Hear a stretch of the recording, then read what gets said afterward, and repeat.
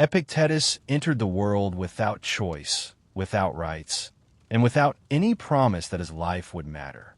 He was born around the year 50 in Hierapolis, a small city in what is now modern-day Turkey. At the time, the Roman Empire ruled nearly everything known to the Mediterranean world. Power flowed downward. Freedom was inherited, not earned. Epictetus was born a slave. This fact is not a footnote. It is the center of his philosophy. In Roman society, a slave was not considered a full person. A slave was property. A slave could be beaten, sold, humiliated, or killed without legal consequence. A slave had no claim to privacy, dignity, or security. From the very beginning, Epictetus lived inside absolute limitation. He was taken to Rome, the heart of empire, and became the property of Epictetus, a powerful freedman who served Emperor Nero. This household existed close to the center of cruelty and excess. Nero's reign was marked by paranoia, executions, and public terror. Epictetus observed power from below. He saw how easily authority corrupted judgment, how fear shaped behavior, how people with control over others often had no control over themselves. As a slave, Epictetus was exposed daily to humiliation. He owned nothing, not even his body. At some point in his early life, his leg was permanently damaged. Later accounts suggest it was broken by abuse. Whether through violence or neglect, the result was the same. He walked with a limp for the rest of his life. This injury mattered deeply to his philosophy. Epictetus learned early that the body is fragile and unreliable.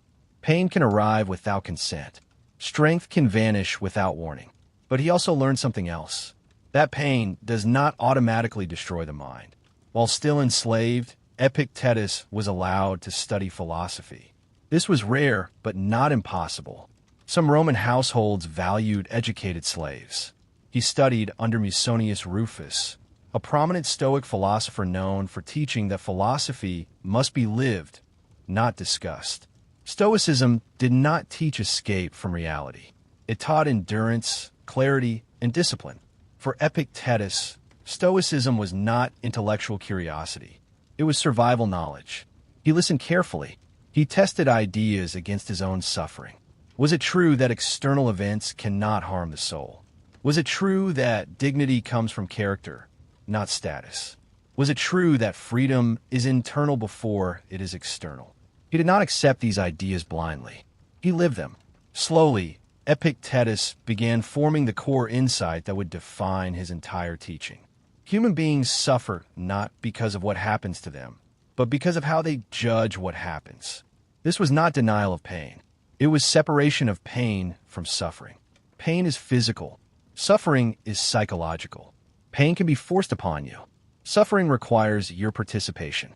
Epictetus noticed that some people with wealth and power lived in constant anxiety, while some with nothing remained calm. This contradiction demanded explanation. He found in judgment. People are disturbed not by things, but by the views they take of things. This idea became central. Epictetus believed most people spend their lives fighting the wrong battles. They try to control events, people, reputation, and outcomes. They neglect the only thing that truly belongs to them, their own judgments. From this observation, he developed the most famous principle associated with his name. Some things are within our control. Some things are not. Within our control are our opinions, desires, aversions, and decisions. Outside our control are our bodies, possessions, status, health, and how others treat us. This distinction is simple to state and extremely difficult to live. Most people confuse the two constantly. They want health to obey them. They want others to behave as they wish. They want life to unfold according to preference. When reality refuses, they feel wronged.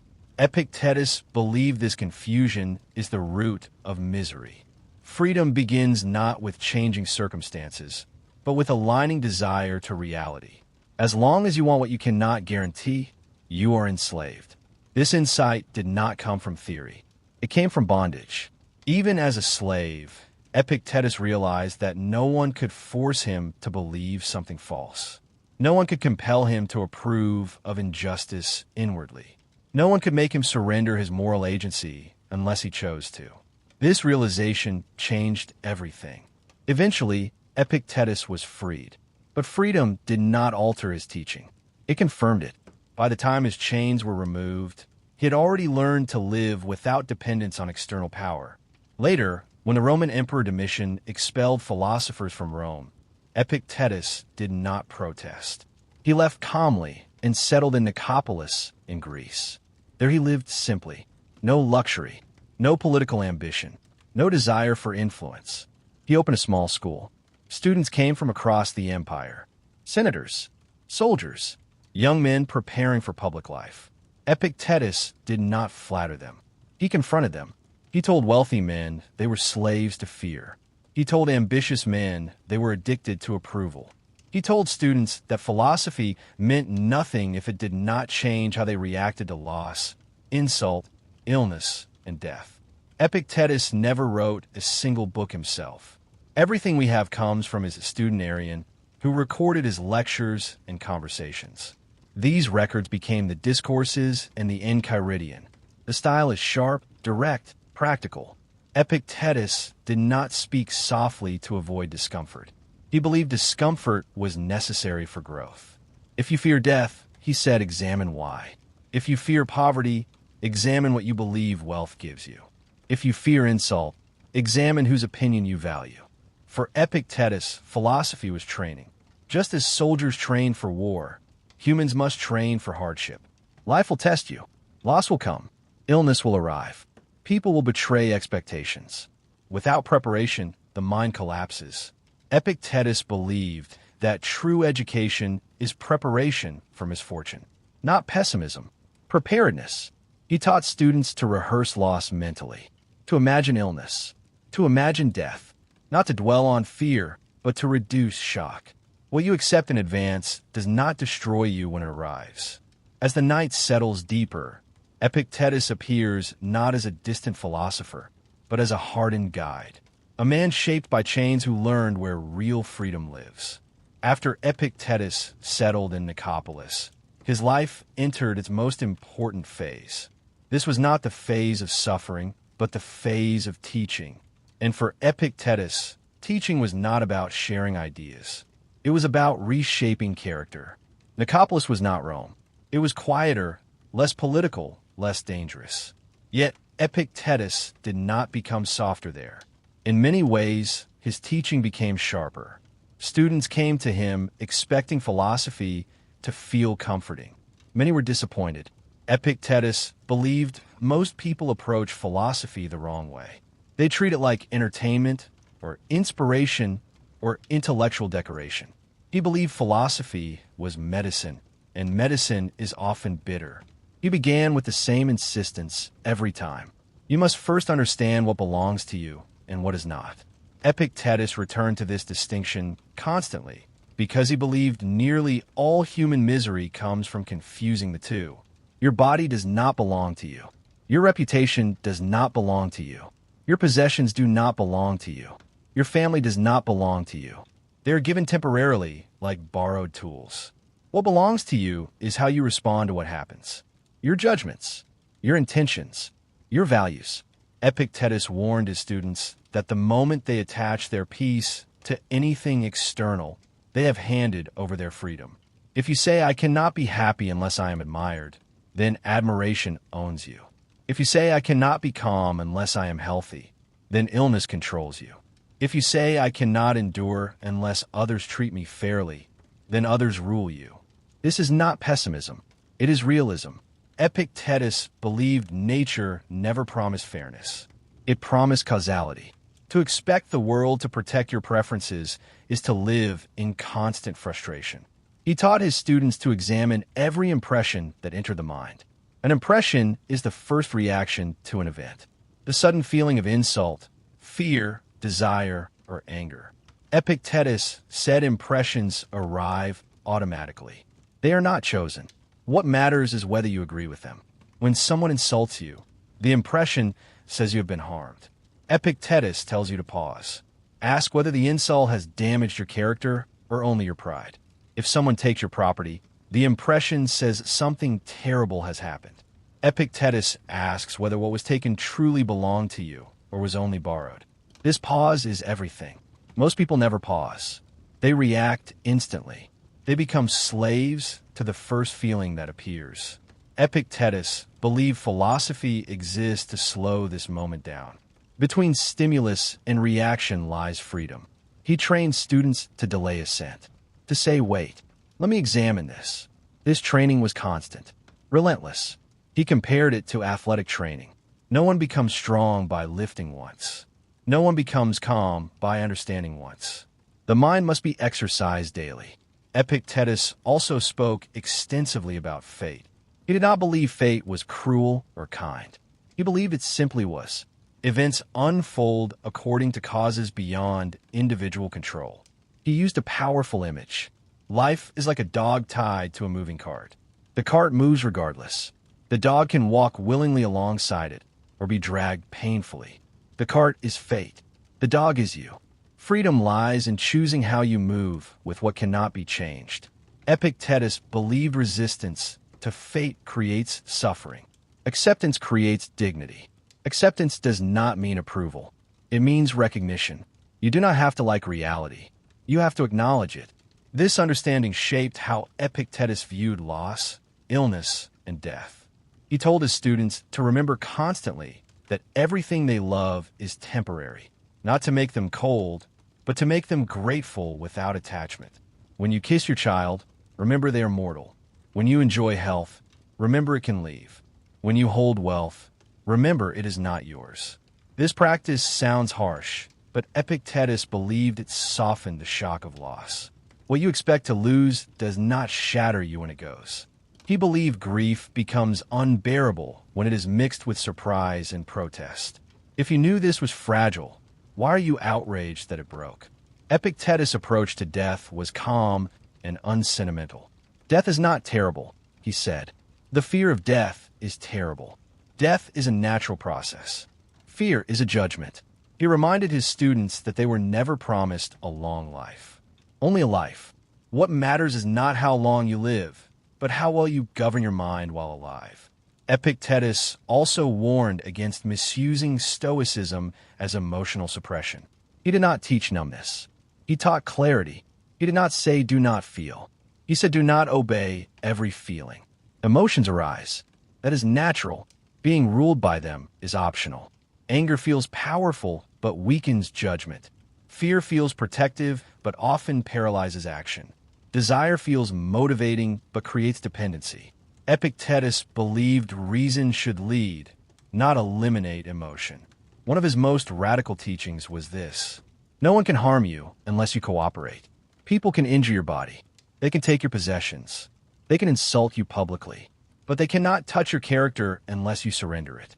This idea is uncomfortable because it removes excuses. It places responsibility back into the hands of the individual. Epictetus did not offer comfort through blame. He offered strength through responsibility. This is why his teaching was difficult. Many students left. Some stayed. Those who stayed were changed. They learned to meet misfortune without collapse. They learned to meet praise without intoxication. They learned to meet death without panic. Epictetus did not promise happiness. He promised freedom from inner slavery. As his reputation grew, so did the reach of his influence. Yet he remained personally modest. He lived simply. He owned little. He avoided politics. He believed the philosopher role was not to rule, but to remind. To remind people where their power truly lies. As the hours pass, Epictetus' voice remains steady. Firm, uncompromising, but strangely calming. Not because he reassures, but because he removes illusions. Illusions are exhausting to maintain. Reality is lighter when accepted. As Epictetus' teaching matured, his focus shifted from explanation to transformation. He believed that understanding Stoic ideas intellectually was the smallest part of the work. The real task was training the mind to respond differently under pressure. He often warned his students that philosophy fails precisely when it is needed most. In comfort, everyone agrees with reason. In difficulty, habits reveal themselves. Epictetus believed the mind is shaped by repetition. Whatever you practice, you become. If you practice complaint, you become fragile. If you practice blame, you become resentful.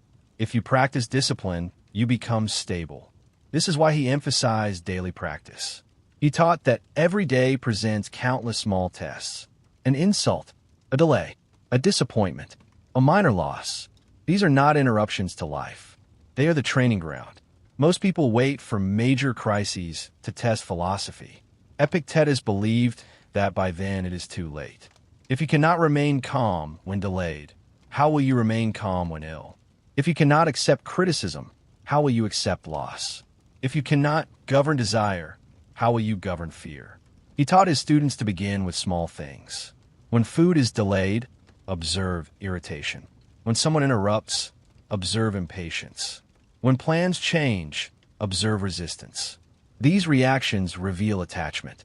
Epictetus believed attachment is the source of inner slavery. Not love, but dependence. The demand that external things behave according to preference. To reduce attachment, he encouraged voluntary discomfort. Occasionally eat simply. Occasionally sleep without luxury. Occasionally expose yourself to cold or inconvenience. Not as punishment, as training. If you know you can endure less, you fear loss less. Epictetus was clear that Stoicism is not denial of pleasure. It is independence from it. Pleasure enjoyed freely is harmless. Pleasure depended upon becomes chain. He also spoke extensively about roles and duties. He believed each person occupies roles given by circumstance. Child, parent, citizen, teacher, friend. These roles come with obligations, but they do not define the self completely. You must play your role well, he said, but remember you did not choose the script. You did not choose your parents. You did not choose your birthplace. You did not choose your time in history. Complaining about these facts is useless.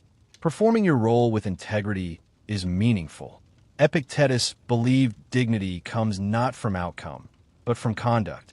A soldier does not control whether he survives battle. He controls whether he deserts.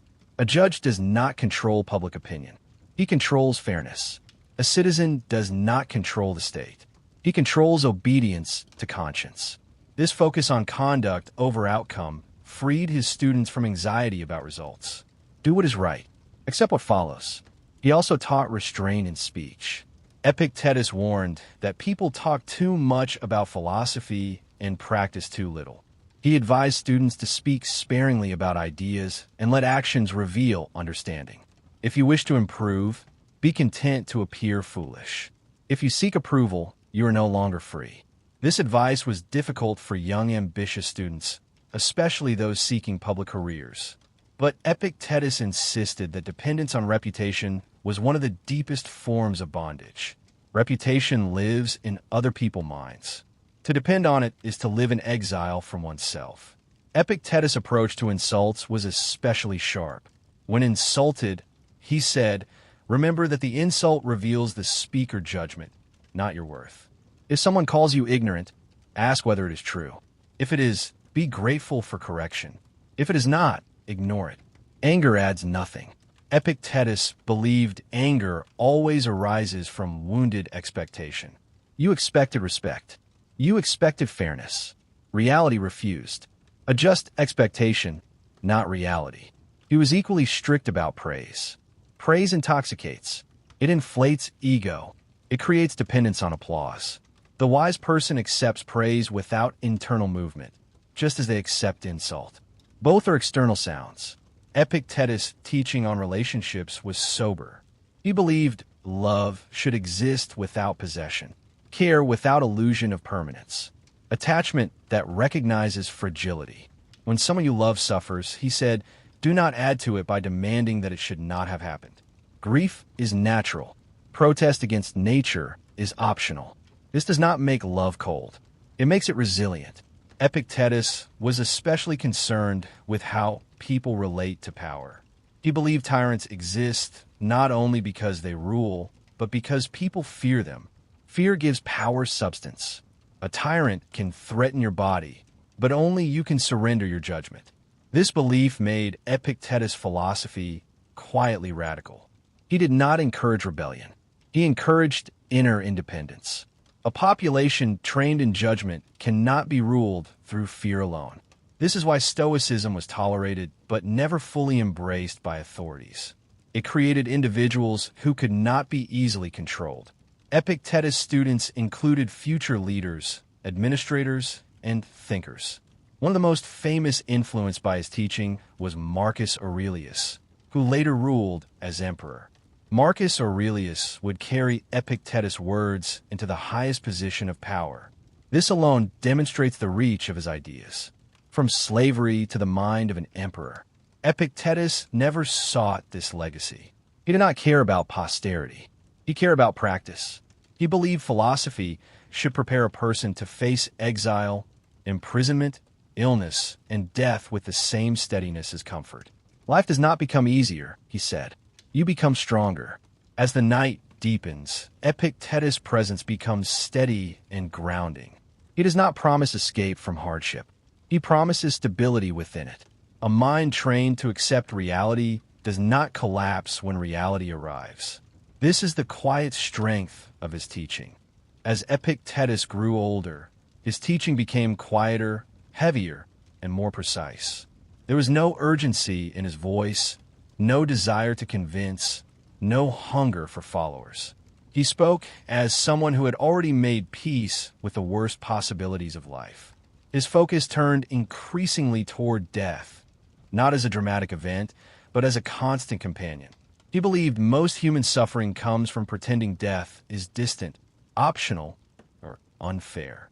To Epictetus, death was not an enemy. It was a boundary, and boundaries clarify value. He reminded his students again and again that everything they loved was temporary by nature. Not cursed, not fragile, simply borrowed. Your body is borrowed. Your reputation is borrowed. Your relationships are borrowed. Your time is borrowed. The mistake, he said, is confusing stewardship with ownership. When death arrives, it takes nothing from you. It only reclaims what was never yours. This view did not make him cold. It made him precise.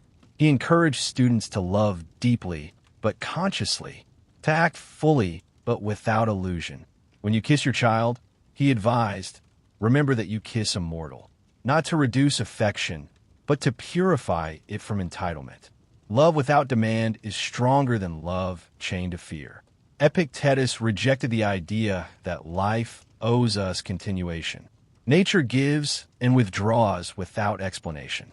To argue with this is to exhaust one's self against reality. He believed the wise person rehearses loss mentally, not morbidly but honestly. If you know something can be taken, you hold it lightly. If it is taken, you're not destroyed. This mental rehearsal was central to his philosophy, not to numb emotion, but to prevent collapse. He was especially concerned with how people approach illness and physical decline. Having lived with pain himself, he refused to romanticize suffering. Pain hurts. Loss wounds. Stoicism does not deny this. What it denies is the second wound, the story that pain means injustice, humiliation, or meaninglessness. Epictetus taught that illness tests philosophy more than any abstract debate. When the body weakens, the mind either panics or steadies. He encouraged his students to ask themselves, when ill, is this pain unbearable or merely uncomfortable? Is this situation fatal or simply unfamiliar? He believed most suffering is amplified by interpretation. Pain happens in the body. Suffering happens in the judgment. As his teaching matured, Epictetus placed increasing emphasis on humility. Not humiliation, but accurate self-measurement. You are not the center of the universe. You are not exempt from loss. You are not guaranteed comfort. Accepting this does not diminish you. It places you correctly within the whole.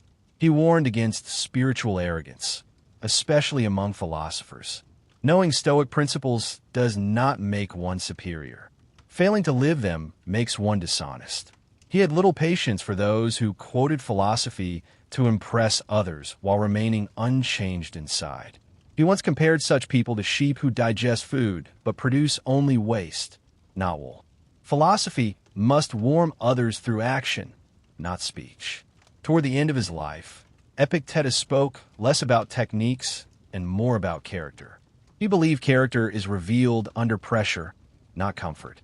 Who you are when unobserved, how you behave when nothing is gained, whether you act with dignity when no reward follows. He taught that dignity is the final possession no one can take. You can lose wealth, you can lose health, you can lose freedom of movement, but dignity is surrendered only voluntarily. This belief gave his philosophy its final form. Stoicism was not about control. It was about refusal. To refuse panic, refusal resentment, refusal to betray one's values under threat. He believed that even in chains, a person could remain free if their judgment remained intact. Epictetus himself lived modestly until the end. He owned little. He sought no honors. He left no written works. His words survived only because a student cared enough to preserve them. This is fitting. A philosophy about impermanence preserved by chance. After his death, Epictetus' influence grew quietly. His ideas traveled through the Roman world, shaping leaders, thinkers, and private individuals who never spoke his name aloud. Marcus Aurelius would later echo his teachings in solitude, writing to himself, reminding himself to accept what happens and act with integrity. But Epictetus never sought such influence.